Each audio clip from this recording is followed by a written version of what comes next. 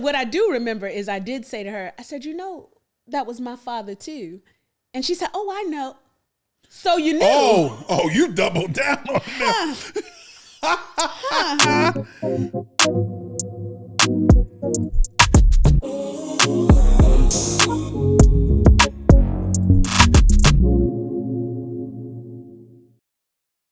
Yo, what up, Vernita? What's up, KiMi? How are you? Always good. How you? I'm good. How's your day been so far? It's been a good day? Oh, KiMi, it's been a day. It's a good day, though. It's a good day? It's a good day? Yeah. We've been having some like crazy weather in LA. Like, what's going on with that? I don't know. I just needed to make up its mind. I used to kid people in Atlanta like, I don't know what you did to make God upset. I don't know why it's sunny and hailing at the same time. Yeah. But now I get it. One day we got on shorts, the next day we got on sweats, all Right. bundled up hoodies, but I love my hoodie season. You love your hoodies, you love your skull caps, everything. Put it all together. Put it all together. You look good. You too. Wearing all black like the Omen. Slick. Black. You don't go wrong with black. What's on your mind? What's good? What we on today? What you feeling? Well, KiMi, I was thinking when I first met you, I was getting to know you, and you were telling me that you used to be this university professor, and Yeah. And I just thought the other day, I was like, I remember when you told me, you said, Vernita, when I stopped being a professor, I had to go through a grieving process, and I was like, what did you had to grieve, and you laid it out for me. Yeah. Right? You talked about, I'll let you tell it, but you talked about what you had to grieve to make the transition to be the educator you are now.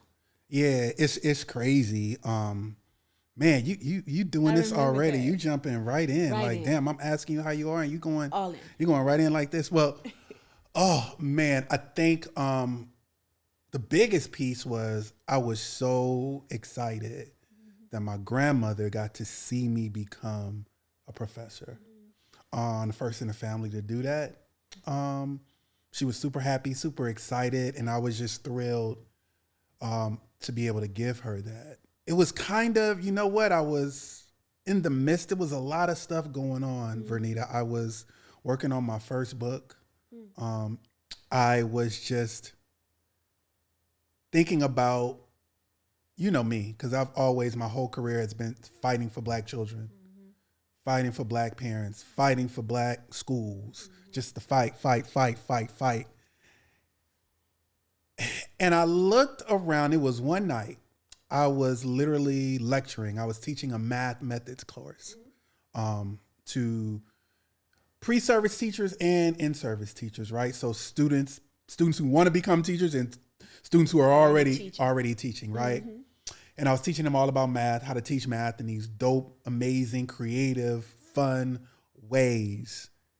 And I looked out in my classroom and there was one Black face, one Black student.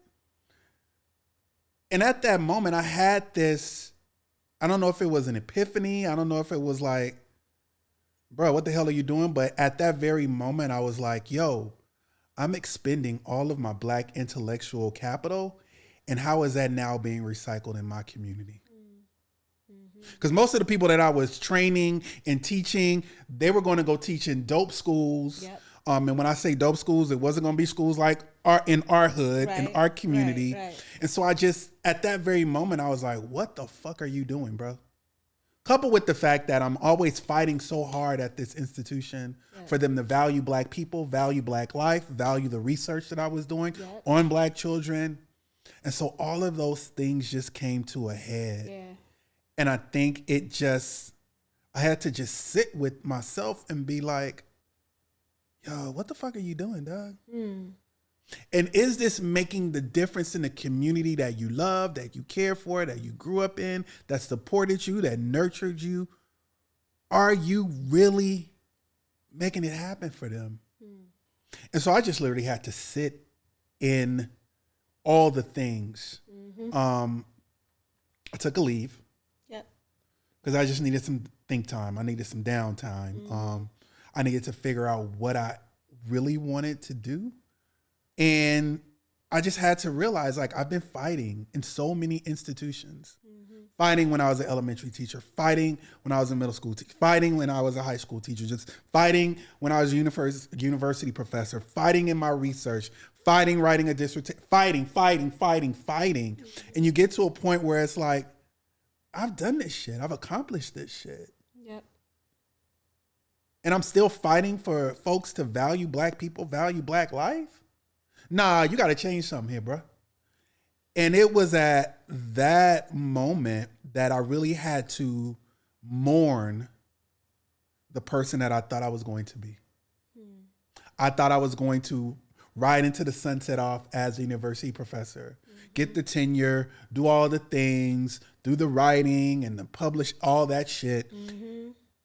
And I realized that there was now going to be a disrupt. And I also had to think about, without the cachet of the university behind me, who am I in the world? How would the world see me? And then I had to sit with the thing. You don't need nobody to validate you, bro. You are the validation. That's right.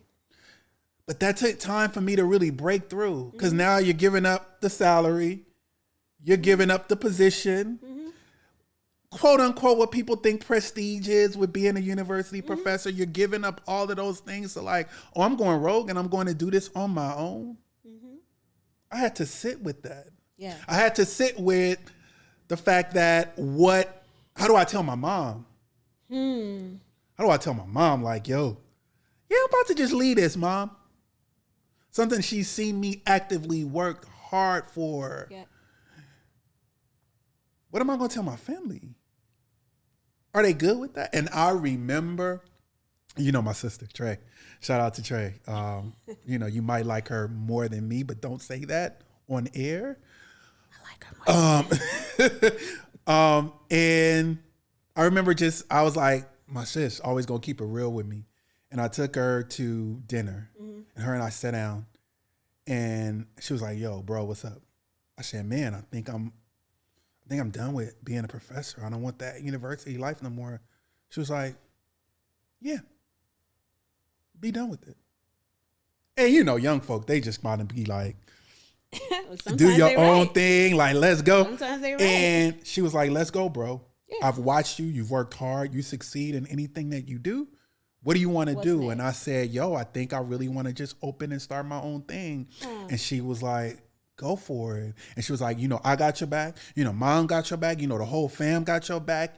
And so at that moment, the relief, the heaviness was like, yo, if my sister think I'm dope like this, yo, I can do this shit, man. Yeah. And also at the same time, shout out to my brother, Michael, man. Live in the ATL that you don't like me to go visit, because him and I always they a problem together. Go wild, but he held me down. Yeah. And he was like, bro, what's the problem? Go for it. Do it. And that's how Equation to Success was born. Oh. That's how we are here today with our Skoolturf podcast. And so I just tell people, you have to grieve sometimes the person that you think you are supposed to be. Yeah. To become what God has really purposed and destined you to be. That's right. And so I had to grieve all of that shit, grieve all of that, all of the what I thought I was going to do, where I thought I was going to go, all those things, and just be like, God's got a whole different plan for me, a whole different path. Yeah. But I had to go through that mourning process, because if I didn't, Vernita, I would have entered into my new situation with a whole lot of dumb baggage that I didn't need to carry on the new journey that was awaiting for me. Yeah. So I literally had to mourn and break down and grieve. Yep. And look at us now. I got you. I didn't even know you at that time. Nope. And so all of the dope people and the things that have come into my life since then, it's hard. It was difficult. There was many nights I cried like, why am I doing this? Why am I feeling like this? Just suck it up and go back, bro. Go call them back and say you made a mistake. All the things. And then you're like, nah, I don't really want that life, because there's something bigger. You and I have immediate touch point with kids. Yeah. Real time right now. Yeah. And I love that work. Yeah, me too. And I'm happy to be here with you. Me too. Man, you started off real deep and heavy. Like, come on, we got to lighten it up again. Welcome to Skoolturf. I didn't know you would go that. I just thought you'd say, well, I had to grieve my position, and now I'm here. I thought it was going to take 3 minutes. I didn't know, y'all, it was going to take. Got me all getting vulnerable up here. We got tissue. You need. Man, what we talking about today? Today, we talking about, well, it's going to get heavy today, KiMi. Because more heavier than how you started this thing up, man. Well, it's related. It's related because Jesus. today we talking about grief and how it doesn't take a day off. And as I knew we were getting ready for this topic today, that came to mind. It came to mind that you told me once you had to grieve, because grieving is more than just people. I mean, we grieve people, but grieving situations, right? Every time you come out of a relationship, people. I mean, depending on how the relationship went, they usually grieving about me, though. I knew he was going to say They usually something. grieving about me. Let's keep it real. Let's keep it a buck. They usually grieving about me. You got to let me know ahead of time if we telling the truth or not in the episode. Okay. Is this a truth episode? Continue. All true. Okay. All true. So people grieve. Mm-hmm. Usually about you. Uh-huh. But you got Thank you grieve a lot. You grieve relationships, you grieve situations, you grieve people, right? Yeah. You grieve death. And so today, as educators, you and I both experienced it, and we're going to get into it, but man. Grief and as an educator, how we deal with it, and the system, how does it deal with us and our grief? I'm thankful now that I work with people that value me. And so if I need time to grieve, that time is just given, no questions asked, right? No, bring a note after 5 days, none of that craziness. Yes. But we're going to kind of talk about grief, educators, us, and the process. Just the process a little bit. Yeah. Bring it back. We're going to, round the corner, bring it back to education. But Facts. that's what we're talking about today. Grief doesn't take a day off. It don't. So, let me read you. I'm dealing with some right now, but we'll get into that. We will. We'll get into that. Well, let me read you something to kick us off. Is that okay? So, according to, I think this is Clockify. According to Clockify, only 5 states in the United States, 5 out of 50. What is that? 1/10. We're math people, right? Yeah. Mm-hmm. 1/10. 1/10 of the nation. Sheesh. Only 5 states in the United States have laws requiring bereavement leave. Wait. Say that shit again. Clockify. In California. Or Clockify. Only 5 states in the United States have laws requiring bereavement leave. Okay, I'm gonna let you finish. Go ahead, keep going. And so, in California, there's a law, right? Our law. So we're one of the 5. In California, the law allows up to 5 days of bereavement, which may be paid or unpaid, depending on the employer's policy. And so before we talk deep about this, I'm going to stop there and just say, what do you feel about what I said? Because I'm looking at everything. Yeah, you see my whole. I see the whole. You see my everything. whole. Like 5 days. Yeah. I'm gonna just let that sit, Vernita. Yeah. What the fuck can you do in 5 days? I mean, let's be real, right? I remember when my grandmother passed, right? Yep. And I'm usually the guy in charge of doing everything, because usually my family is super close. We're super loving, but everybody clocks out. When we lose somebody, it kind of like falls on KiMi. Like, few things fall on KiMi. The program. Doing the obituary, making the program, like Yep. doing the whole program, making sure it's all good. Yep. The pictures, the writing the obituary, all the things, and also assisting with the arrangements. Okay. So I remember my grandmother passed, which was devastating for me. Yeah. Me and my grandmother was like, that was my right hand man. That was my girl. That was my dog. Yeah. And it was kind of like, I don't have time to grieve. You get in go mode. And I know you've been there. You get in go mode. So I got in go mode. Like, I got to make my grandmother's service, her homegoing, dope. Yeah. Like, that's just it. Right. And so you get to planning. And I remember, I had to have her body moved from the hospital to the mortuary. Called the mortuary. I said, hey, I need you to go pick up my grandmother. They're like, cool. Called the mortuary back. And I said, okay, I need to talk about arrangement. Hey, my family we like to get our shit done in 7 days because we are already just shell shocked at our family member losing our family member. Right. So we want to get this funeral, this burial, all this shit done really quickly so we can start the process to heal, because it's all going to take some time. Right. So I remember calling the mortuary and I said, so, hey, my family, we want to get this done in 7 days. And they were like, oh, no, we're booked. We can only accommodate you within the next 2 weeks. And, you know, I said next 2 weeks. Right. What are we talking about? What are we doing? 2 weeks? Nah. Right. We're not doing you. I called my mom and I said, Mom, they said 2 weeks. I said, that's not happening. Right. I said, so I'm calling other mortuaries to see if they can accommodate us within the 7 days, and I'll hit you back. Found the mortuary.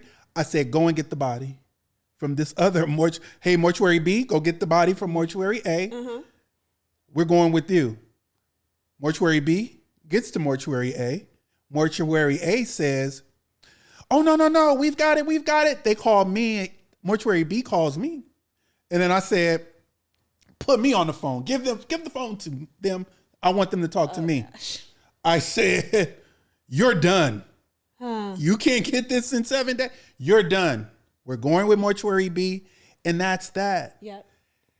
And so the fact that I'm hearing you talk about 5 days, most of the time it's just unrealistic. And I know during COVID, oh yeah, and it even spiraled in the actual number of days you could actually bury your loved one. And I don't think people realize the toll that that takes on the individual. And I'm talking family, I'm talking close friends, I'm talking friends of the family, all of the things, people you grew up with. Yeah. Because for me, I don't think it should just be confined to immediate family. There are people that I deeply love. If something were to happen to them, I'm going to need more than 5 days. I know. And so, you're talking about me. Yeah. No. I'm sorry. Yeah, I'm gonna need some time with you. I'm gonna just keep it real. But so that 5 days to me, it's just it's BS. Yeah, you don't even get to start grieving, right? Like I remember when and I'll talk about my family, but most folks, like you said, in those first 5 days that they're giving you off, you're just taking care of logistics. Yeah. You don't even have time to begin your grieving process. So when is it supposed to begin? According to the laws, when you get back to work? I mean, if you're going to go back, paid or, and that paid or unpaid piece, I don't need a law to tell me that then. I need the law to say paid. Because if it says unpaid, then that translates to me, oh, Nita, it's your choice. Right? If I'm going to be unpaid anyway.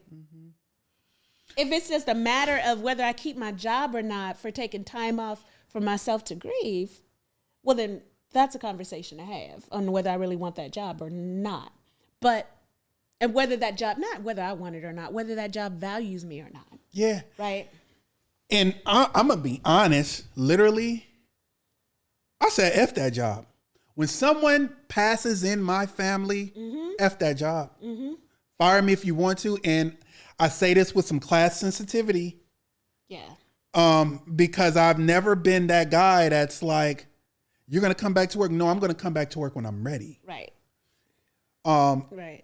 And 5 days for me, I remember when my grandmother passed, I was actively a university professor. And for the first few days, I couldn't even get out of my bed. Like I remember being in my bed 3 days straight. I didn't know what to do. I didn't know how to think. I didn't know how to process. And my family were waiting on me to get the program done, to get the things done. And I was just on the phone making phone calls, get off the phone, get back, just turn over in bed and just try to forget about what my new reality was. Yeah. Because this was somebody that I called all the time. This is someone I dropped by and saw. This is someone that knew my every move, that supported me in every piece of my journey. And so you're telling me the time I learned of her passing, that I'm supposed to start my 5 day clock then? Yeah. You done lost your mind. Right. Right. Yeah, it's just unrealistic. Unrealistic. And so in our talk today, I think it's about the system, the laws. It's impossible. First of all, we don't know what the grieving process is because it's different for everyone. Everybody. Even it's different for the same person. So I took the way I grieved my father's passing and my sister's passing, both of which while I was at the same school. During the school day. Was very different. My father, I got the call. It was on March 31st, 12:21 p.m. Damn, you remember the day Absolutely. and time. Because by 12:31, I was already halfway home, right? So I didn't look to see who's covering my class. I went right across the hall, told the lady across the hall, the teacher across the hall, who's one of my closest friends, I'm out. My dad just died. And then I don't know what else happened. And I didn't know about any days or, how many days I got. You know what I did? And I'm saying this with class sensitivity too. I don't know how many days I got. I don't know how many days I was off. I know I came back when I could come back. But I remember being mad at the sun for shining, right? Like, how dare you my daddy's how you shining, son? Right? Somebody saying good morning, you have no idea if it's good morning. That's just an assumption you shouldn't make, right? Yeah. I was angry. I was angry. And I had to, get my life together, right? Because now my sisters won't all admit it. It's no boys in my family, all girls, all of us. My mother and father had 4 girls. They won't say it, but we all know that I was my father's favorite. We all know that. Everybody knows. Oh, yeah. I was the one. It's me and my sister, and we know. Everybody knows. Uh-huh. Everybody knows. Oh, my gosh, I hope they don't. I know. This goes out to the world. They ain't going to give it to us. Yeah, I'm not going to even tell them the website. Uh-huh. They won't know. But they all know that was my father's favorite. So, yes, I took it. I remember when we buried Daddy, and we want ours, usually our family buries within 7 days as well. And so I know we had the funeral on Saturday. Family was in town. My mom said, I want us all to go to church on Sunday. Okay. And so my older sisters, I'm number 3. So my older sisters was like, Mom wants us in church. We're going to be in church. I said, okay. But my older sister, her name was Lynn. We called her Lynn. I said, Lynn, I'm gonna go to church, but I'm not in the mood to talk to nobody at church. God hadn't done what he has done for me already. Yeah, let's sit down, let's go, and don't nobody say nothing to me, dog. Right. I was gonna say when the bell rings, but the bell doesn't ring at church. But when it's time to go. When it's time, they need a bell in church. They need in the black church. Sometimes them 2 and 3 hour services. They should let me be the bell ringer, honestly. Yeah, I should be the buzzer. It's time. I just need some. It's time to go. It's time I need the bell ring. And so I said, I'm going to go. My sisters were like, we're going because Mom wants us there. We're going to be there. So we were there. But I remember church was over and my mother and my sisters were doing what they do. You know, at the end of church, they got to go talk. And everybody got to shake hands and all of that. This not even my church. My church is down the road. So I'm sitting there minding my business. And KiMi, a lady walks up to me and she says, I'm sorry for your sister's father. Oh. Huh? Oh, huh? Nah. I said, nah. Ma'am? Is that what you said, really, Vernita? I know you. I probably did. Didn't you really say ma'am? No, that probably didn't come out. Did you really say Yeah, it was ma'am? A long time ago. It was something else, and I know it wasn't ma'am. And then what I do remember is I did say to her, I said, that was my father too. And she said, oh, I know. So you knew. Oh, you doubled down on that. So. Oh, wow. I'm sitting on a pew. You remember old school pews like the. Oh, the wooden benches. Oh, man. Well, you got to shift from side to side. Yeah, those kinds. So I got up because it was about to go down. You remember how you beat up the principal's son? Yeah, absolutely. Yeah. Okay. This was just going to happen in church. And it was the girl version of it. So I get up, and before I can get all the way up, I don't know where my elder sister came from, Lynn. She came, and she got right in between. Because, again, God hadn't done for me what he's done for me now. Right? So I was clearly they didn't know who you were. So absolutely not. They had her entire being was in jeopardy, and she had no idea. No, because I didn't say anything. I just pushed my hands on that hard pew to get up, and before I knew it, my sister must have had superpowers. She might have leaped over several pews, but she got in between me and Sister Blue. I don't know who this sister was. It's always like some crayon color. Sister Blue. Yeah, always. Sister Golden. It's always some crayon but color. She got in between me and Sister Blue and shook her hand and thanked her for her sentiments. And I just said, Len, it's time to go. It's time to go. And so that was all within 5 days. So I didn't have time to grieve my father. By the time, if I had listened to that 5-day rule, it was only after those services that I remember being alone in my room when it was quiet and people stopped bringing food to the house and all the family had gone away. And it was busy enough immediately after his death. But listening to my mother, it was in those hours, listening to my mother in her room praying, because she just lost her best friend of 43 years, right? Like all of that. And so I didn't even know the rule, but that would have been one of the times I would have had to repent, because I would not have obeyed the rule. I just didn't know that there was a rule of when I was supposed to come back after my father. And so how long did you take? I'm curious. How long did you take off? I at least took 10 days. Nice. I'm almost positive I took close to 10 days. So let me ask you this question, Vernita. When you took those 10 days, after those 10 days, and be real, were you really ready to step back into a classroom?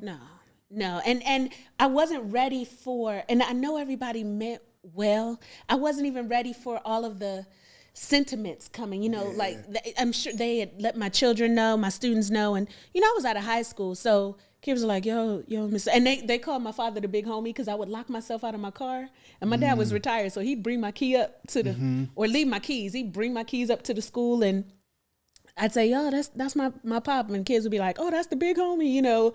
That's what they called my father. And so they knew him. They had seen him. And I wasn't ready for the sentiment of going back and living again of everybody saying I'm sorry and all the condolences. Like I'd gone through all of that the week before. And it's like before. You gotta it's like they reopen the wound and are like, and I know people mean well. But it was tough for me. It was tough. So there were many days where thankfully the bathroom was right down the hall, where I would just say, I'll be back. And I know you're not supposed to leave kids, but I couldn't handle, I wasn't gonna break down in front of them, right? I needed to go in the bathroom, get a good strong cry out, come on back and do what I was supposed to do with children, right? And so hopefully there was a security guard, like, on the road. I'd be like, yo, watch them for a second. But otherwise, I had to figure out how to deal with me so I could work with them and be the best I could. But no, I wasn't ready.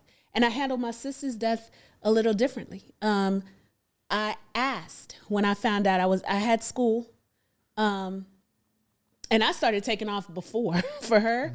I started taking off before she died. She was in the hospital for 10 days. And I was going to work sporadically. But I asked that it not be publicized. I just said, I don't want, because I didn't want to come back to what I came back to for my father. And I know folks meant well, but I needed to get back to normalcy as quickly as I could. And I needed to deal with it in a very different way for my sister. And so the one that saved Sister Blue's life. Yeah. I needed to deal with her death a little bit differently. When I got back to work, I wanted to get back to work, and I wanted to be able to focus without the sorries and the, what can we do? And are you okay? And I didn't want to go through all of that. So I asked my principal not to mention it, and he didn't. Well, I mean, he did to a couple people. You know how people say, like, you ain't heard this from me, but, those kind of things. But I said, tell nobody, right, bro. But people were respectful enough that I didn't get the same flooding, right, that I did before. And how long was it between your dad and your sister? 11 years. Okay. 11 years. And would you say that you had thoroughly grieved your dad before your sister? It was 9 years. no, I still haven't thoroughly grieved my father now, right? I'm just at the place now where I can hear people talk about him. Before I used to be angry, like, you don't know him, don't talk about him, right? I didn't want to hear it. But I'm in a good place now where, you know, I can see pictures, we can talk about him, my family and I. But there's still moments, like big moments in my life when I purchased my first home and getting hired, switching jobs, just things that I know he would be proud of us for. Those are still getting married. My mama would have to walk me down the aisle, right? And so the big moments in my life, I still grieve, right? Like, Daddy, you would have loved this, right? Or you'd be so proud of me, or, you know, even telling people, go away. You'd be proud that I'm like, you're not a part of my life anymore. Just those big moments. Yeah, I still grieve. I'll say that's the shit where it hurts. And, you know, I think for me, my journey was a little bit different because I started losing people when I was a kid. And I think the first death in my family on my mother's side was my great-grandmother. And now this lady, I love with all of my heart, man. So every day after school, my great-grandmother, when she got older, she moved in with my grandparents. And so every day after school, two things. My Papa would pick me up, go to the house, we do our homework, do all that. Yeah, I'm spoiled. Go ahead and do it. Y'all don't know, but KiMi is spoiled. And great-grandma was like cooking dinner. Wow. So she was making the fresh briskets, all the things, and we had a garden in our backyard, and so she had like tomatoes and all of these things. So I'd go in the garden and help her do all the cool stuff. And I was a kid, and I remember coming home from school, like running through the door, like, I want to see my Lou, I want to see my Lou. And I go in, and my mom, my grandmother, my papa, my aunt, all gathered around the bed. And as a kid, I'm walking in this room, I'm like, oh shit, like what the hell's going on? And my great grandmother's laying down. Okay. She's laying down, and her eyes are closed, but she's calling out a name. So I tap, like my mom ignores me. She's like, nobody's saying nothing to me. I tap my grandpa, nobody's saying nothing. And I tap my grandmother, and finally, I think they were all like, somebody's got to answer, KiMi. And I said, my Katie, who is my Lou calling out? And she said, because I kept hearing her call his name, Elise, Elise, Elise. And as a kid, I'm like, who the hell is Elise? Like, what is she saying? And I tap finally my grandmother answers me, and she's like, that's her dead sister. I process and know what that is now, but at the time I was like, oh, okay, she's calling out her dead sister, cool. All right, she gonna be good. That was the last time I saw my great grandmother alive. And that started for me experiencing grief. I had to be taken out of school 4 weeks.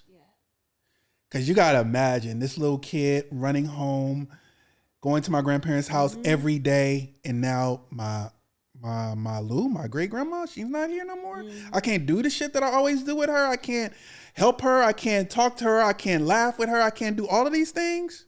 Yeah, I'm not cool. Yeah. So I had that. A few years later, me and my grandpa. Kicking it, watching cartoons. We just finished. Me and my grandfather like to work with model trains. We would build trains all across his living room. That's cool. I didn't know that. Oh man, have a good time doing that. This on a Saturday. Him and I, we're watching cartoons, just kicking it on the couch. My grandparents have a huge picture window at their house. And so you could always see people driving by. So anytime a relative pulled up, you could see them because they're parking right. It's a corner house. They park right there.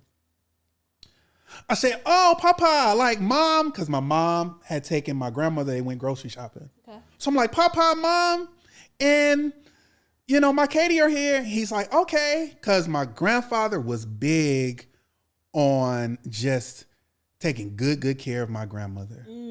Opening up the car door for her when she got home, cooking for her because my grandmother didn't cook. My grandfather was the cook. That's the way it should be. So I didn't pick that shit up till later, but we'll talk about that, I'm sure, soon. We'll talk later. And so I said, Papa, come on. Me and my papa get up off the couch because we're going to go help him get the groceries out. We get up. My grandfather falls back on the couch. Eyes roll to the back of his head. I run out the door screaming. I said, Mom, my Katie, come inside. I don't know, something's going on with Papa.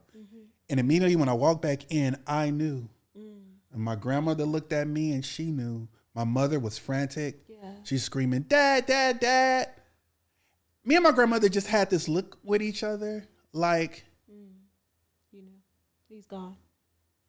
Yeah. But my mom she was doing CPR, doing the whole.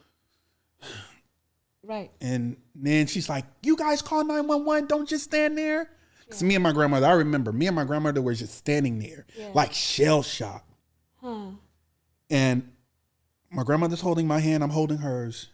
And we just, without words, literally are like, this is it. My mother's frantic, call 911. So I oblige. I hand her the phone. She calls 911. My mother actively, when the ambulance comes, she's like, I'm riding in the ambulance with my dad. She gets to the hospital. Me and my grandmother are like, no.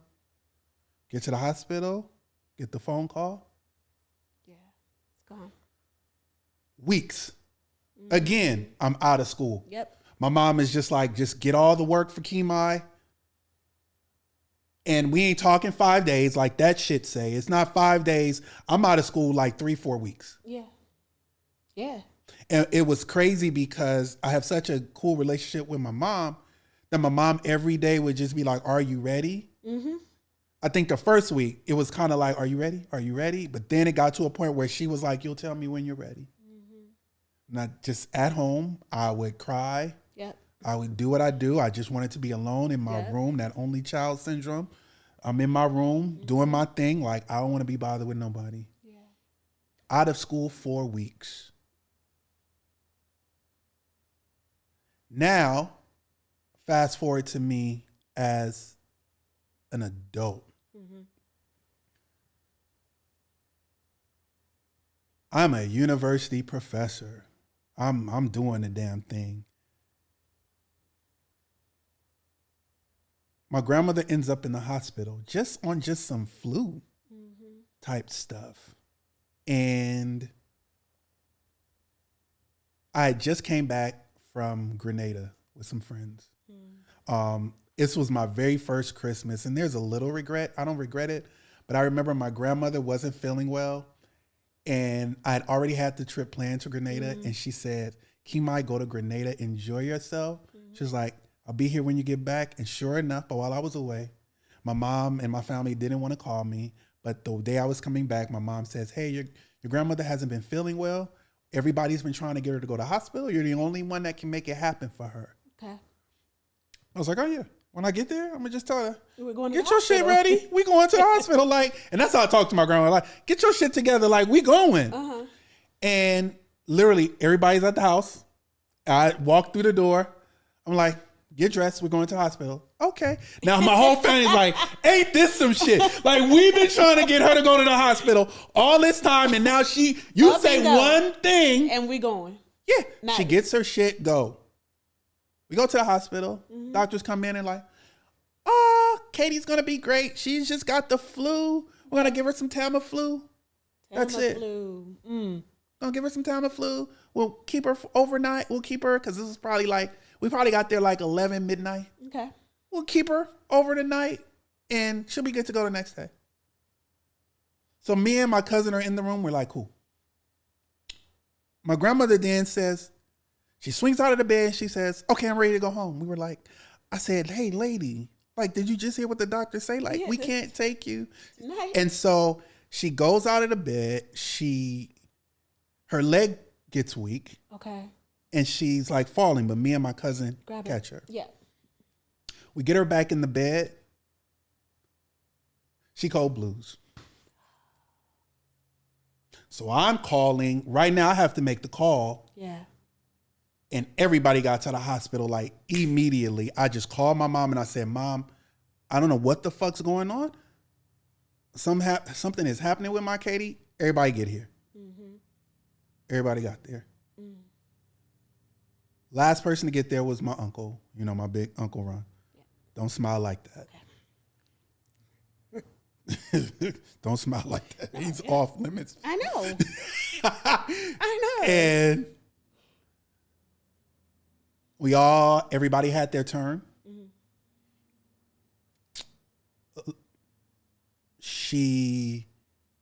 My uncle says, everybody go home. Okay. I get home. And I lay in bed. And I'm preparing myself what I think what's about to happen. But I'm kind of like, nah. Like my grandmother's a fighter. Because what I didn't tell you before, my grandmother had, she cold blued in the hospital before. This hospital did an underwater procedure. She was in a coma. They told us to prepare. My grandmother got better and was walking around fine. Okay. So I thought this would just be another situation like that. Yeah. I'm home maybe 10 minutes. Get the call. Yeah. And I literally had to shut down my life. And it hit me at that point. I've been physically present for my great grandmother, my grandpa, and your grandma, and now my grandmother. Shit, I've seen a lot of fucking death right in my face. And so, what do I do with that? I've had to sit with that for so long. And so when someone talks about 5 days and someone wants to hurry kids back up to school, I don't understand what that looks like because I am still actively grieving all of those individuals that I named because they held a special dear place in my heart. Yep. And I'm still feeling it. I'm still feeling it. And you know, KiMi, even more than just work, as you were talking when you said I had to shut my life down, right? I remember that with my father. I lost friends. I remember people that things that I used to do all of a sudden just didn't seem as fun anymore. People I used to kick it with or people that I would call friends, right? That I used to hang out with. And during that time, they just either had to understand. I knew who my true friends were. Because when I needed to disengage, when I was ready to re-engage, there were only a few people ready, right? After some time, because it's not just our jobs, right, that we're involved. It's our whole life, like the whole circle, right? And so there were people that I didn't feel like I needed to. You knew that my father died. I didn't need to say, I need some time and space. But after a few weeks, when you thought I should be okay, and you're wondering, well, where are you? How come you haven't called me? How come I'm not calling you back? I realized, yeah, you're stupid. You don't get it. Yeah. Well, yeah, maybe I shouldn't call you stupid, but. You don't get it. No, you don't get it. You don't get it. And at the very least, go ask somebody if you don't. And I get that you might not have gone through that, but ask someone what I'm going through. Right. And so my life was skeleton when I was ready to return to life. It was work. It was my family first, work. Because I still always right. I need to make sure my mother and my sisters were okay. Always. It was family. Always. Work. And, I mean. Yeah. Like that. I was down to that. No. Yeah. I was down to that because that's all. God, family, and then what I do. That's all I can handle. Yeah. Right, church. I went to church here, but right. But you was kind of skating. You were kind of skating. No, God let me get through all of that. You were kind of skating. But my life was skeleton. It was skeleton. It was a skeleton of what it was before. And so that grieving, I know we're talking about that, but there's a dose. I know we're just talking about you and me and our times.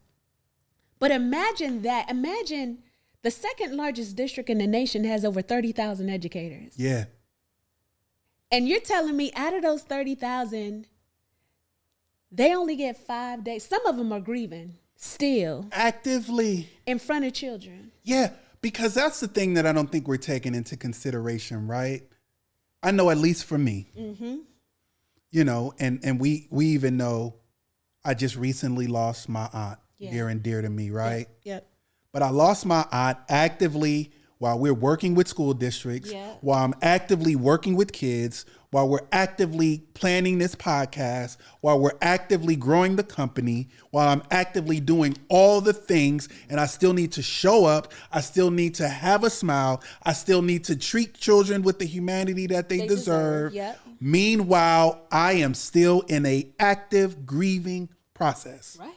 But I still got to show up with smiles on my face, a community that's waiting for me, a community that is waiting for us to make this school fantastic, but still struggling with the grief. Right. And knowing that, okay, KiMi, I can't just lay in bed because you got things to do. You got people depending on you. And those are the same thing educators have to be, right? Educators still got kids in front of them. They can't, you know, to them in their mind, they're like, I can't have a substitute teach my class forever. Right. I got kids that are going to miss me, especially if you're a good teacher and a supportive teacher and a teacher that students really love you. Your students are going to be concerned, like, where Miss Vernita? She ain't coming back. Right. Where's Mr. KiMi? He ain't coming back. Right. And so educators, I don't know, people don't understand. Educators deal with a lot. Not only are they processing and trying to process their grief and need time to do that, but also they got kids that they love and care deeply about. Right. So there's a sense of obligation. Even there's an article Hasmin gave us about just why teachers don't take off. Not even just for grief. Yeah. Why teachers just don't take off. Right. And it's more. And you don't, because I was at one line. I don't want nobody else teaching my class. Right. Because I don't want nobody else talking to my kids sideways. I don't know what they're going to. I'm not letting people babysit. Because we develop strong relationships with our children, we don't want to leave our children for so long. Right. No matter how old they are. I only taught secondary. So, you know, big kids, but they're still my kids. Right. And I still know where they need to be by a certain time of the year. And I feel obligated to get them there. I feel obligated to facilitate their learning so that they don't miss out, right? And so even whether it's grief or we're sick, or I can't tell you how many times, you know, even before COVID, but especially before COVID, you know, you catch a cold and you're like, okay, let me just see if I can. Let me see if I can hook it up. Tamiflu back in the day used to be something called Contact. You remember Contact? Oh, yeah. I think they took that off the shelf. I I don't know what was it. think Contact was giving people Contact. I don't know what was in Contact. All I know that Theraflu, Contact, Sudafed, those things work. Now, yeah, they might be a little illegal now. They were drugs. They were drugs, and it's full. But they worked, right? Yeah. And I remember I had a little regiment, Dayquil, before Dayquil, Sudafed, Contact at night, Sudafed, Contact at night, and you're gonna be okay in about 5 days. But yeah. We don't take off when we need to. We don't even with the laws, or even outside of the laws, the rules, whatever, we don't really give ourselves the time. You have a good friend that came and did a session with us about not just self-care, but self-compassion. Man, that's big. That's right? Big homie Esther Boykin. And DC. She DMV, baby.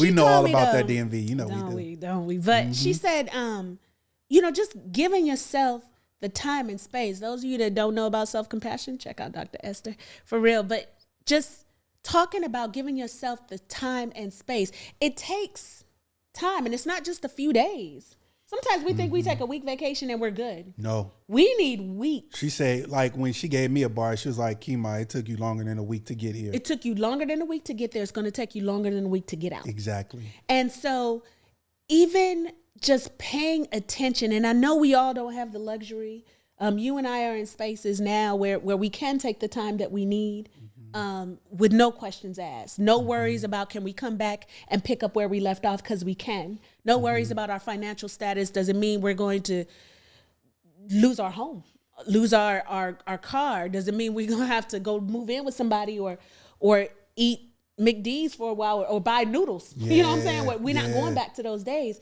And I'm thankful for that. But everybody's not in that situation. Nah. And even if we were, I think we would still take the time. You and I still took the time we needed. Because how long did you, I know you said weeks for your grandpa. Yeah, it was to the point where I just literally, again, me being a renegade, but I'm going back to work when I'm ready. So I'll hit you up when I'm ready. Right. And if you still want me, yay you. Yeah, you. And if the job is still here, cool. Yeah, you. And if it's not, again, class sensitivity here. If it's not, guess what? I got plenty of family members that'll hold me down until I get the next gig. Right. And I'm employable. Right? I don't know if that's a word, but I am. I am. I'm employable. Yeah. Because of what I've worked for and the gifts that God has given me, I'm employable. So if you say no to me, I thank you. And I'm on. But if we don't take care of ourselves, when we're not here, they still gonna find somebody to replace. It don't take long for a job to replace you. If we were to pass out, don't take long. And that thing hit me when I was, I won't say where I was working because it'll be very obvious. We won't say it. I remember a woman put her blood, sweat, and tears into this organization. I know what you're talking. This woman passed from breast cancer.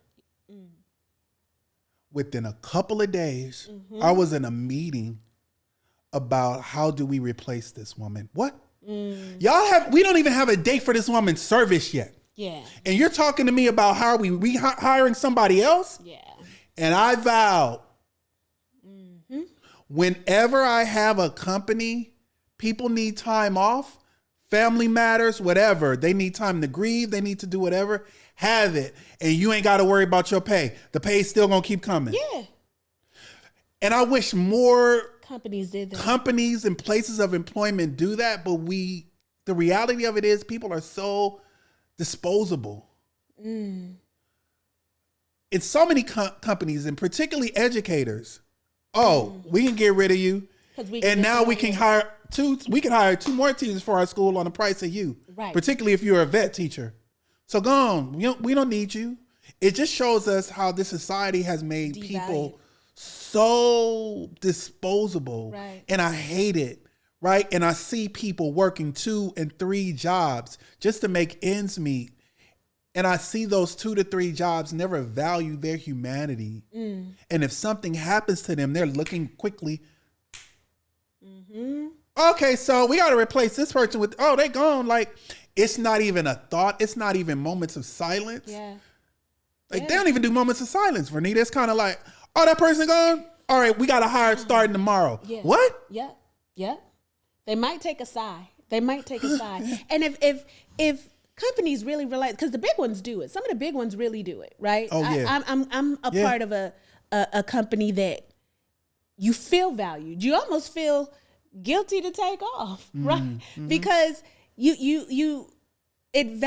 value their human capital. They value them to the point where when you need time off, you block it on your calendar and you let somebody know, and you come back when you're ready from that time off. And it's not that they don't have a concern like, people are going to take advantage of it. Like I think some other systems may, because they hire quality folks. Yeah. They hire a certain type of person. Yeah. And I think if a business or school district or someone's really worried about, if we just say you can have unlimited sick time, that might be, people are just going to always call in sick. Then you need to check your hiring process. Check who you hiring. Check your hiring process. Because you really do, especially those districts that think that might happen. You have quality people that show up every day for children. Absolutely. Sometimes they show up and they're receiving and they not just teaching. Because if they're doing it right, especially in these places we've been, they teacher, social worker, psychiatrist, mama, daddy, cousin, security. They're everything. Clothing provider. Right, shopping. Yeah. Personal shopper. A feedback person. I'm gonna let you know what's good. Mm-hmm. You're showing up and then they teaching math on top of that, right? Mm-hmm. You're doing everything you can to make sure that this young life gets what it needs. Those are the kind of people you have in front of you, and those are the kind of people districts really should hopefully begin to just recognize. If I'm hiring that kind of person, why would I take away from some bank of hours when they're not feeling good? And what happens when that bank of hours is gone? And who am I to decide how many hours should go into that bank? Why do they have to work to earn time to be off? Oh, that whole accrual process. What are we doing? Yeah. It's the epitome of not nice. You know what I mean? I don't even know the word. Assholes. Assholes, I'll say it. We don't value educators. No. And we don't allow educators to have the opportunity to grieve. So if they lose someone, if you stay too long, you lose your job. And that's a problem. Get over it in 5 days. And if not, you need a note from a doctor to say you couldn't get over it in 5 days. Like, what are you doing? And I'll have my doctor just be like, bruh. What are you doing? Write it up. Oh, I love my doctor because I just go into him. Okay, we're not going to tell people about your doctor.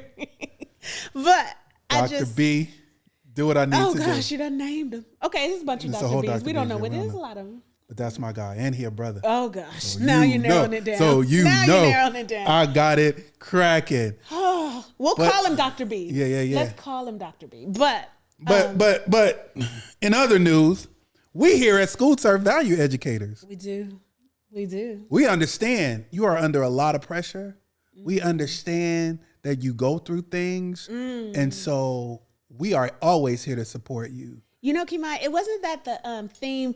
A lot of folks, y'all missed our some of y'all missed our first teacher summit. Oh, man, our Skoolturf math summit. Educators. Let me show you how we just help teachers. We had a masseuse there. Right. So it was a professional learning for those of you needed. Yes. But in the back, we realized teachers go through a lot. It was a red carpet event. Red carpet. Fully catered in one of the most beautiful cities. It was in Redondo Beach, You can't just skim by that fully catered. You got to tell the people what kind of food we had. Stations. Oh my goodness. For breakfast, we had stations of a French toast station. We had a donut station. I remember it was just station. Of course, the omelet station, and just what was it overlooking? Tell the people what it was overlooking. It was overlooking the Pacific Ocean. Woo. Right on the pier. We were right on the water. We had the entire banquet room that was right across from the Beline. Oh, can I say it? I said it too late. Said it. From the restaurant. It was one of the most beautiful scenes. And even when we worked hard all day. We did, even during the professional learning, we took pauses where Dr. Esther came in and she just talked about taking the time for ourselves. We gave our educators that attended time to just exercise that self-compassion. Then, when the day was ending, we had a lunch fully catered with stations. We had a taco station or a nacho station.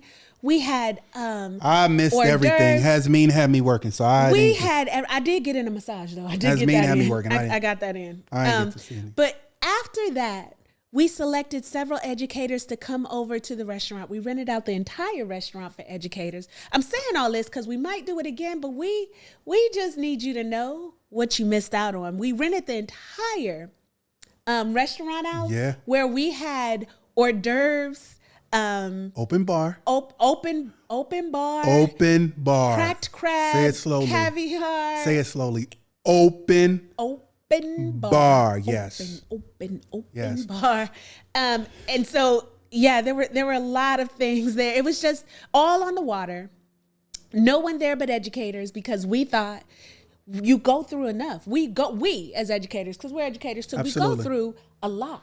We just want to pamper you. To pamper you and learn. You're going to learn and pamper. But learn and be pampered. And it was the finest of food. Absolutely. The finest of drinks. And then when that was done, you know, the Pasadena that we talked about in our first episode, we grew so close with that team that we decided to cater a chef's table for Oh, them. that chef's table. Now listen.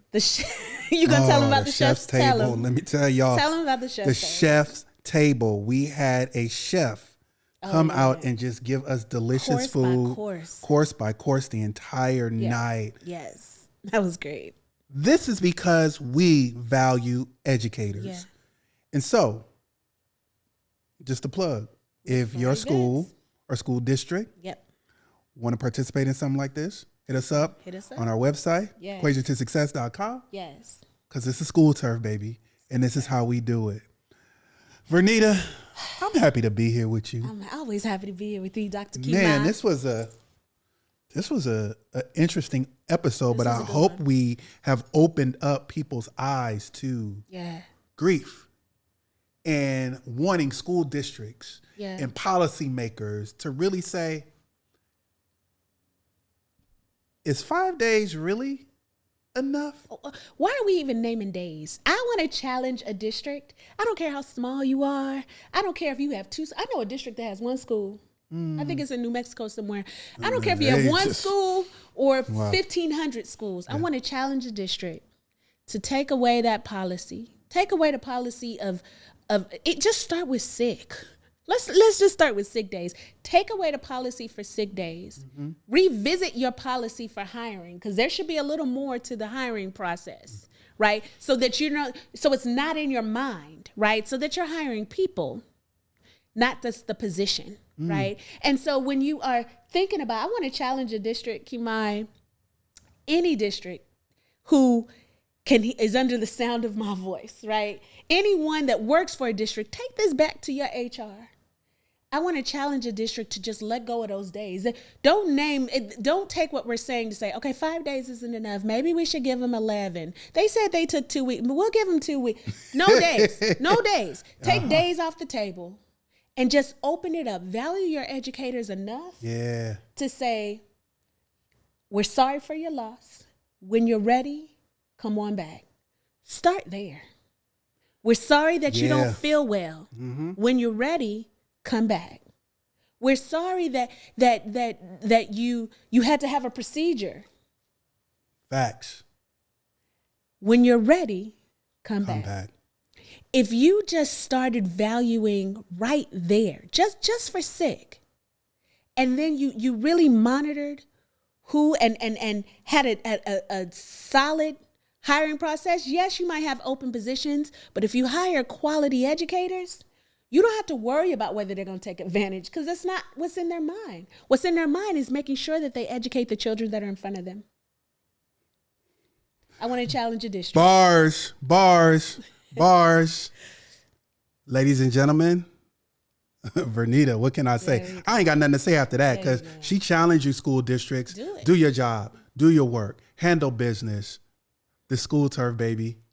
Like us. Follow us. Connect with us. Skoolturf. We out. Peace.